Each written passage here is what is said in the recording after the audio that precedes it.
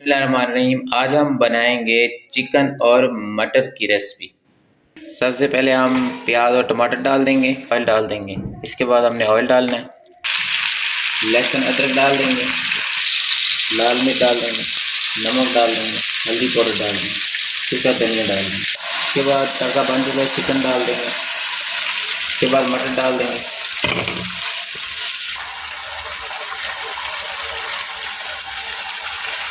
इसके बाद पानी डाल देंगे। इसके बाद धनिया डाल देंगे। इसके बाद गरम मसाला डाल देंगे।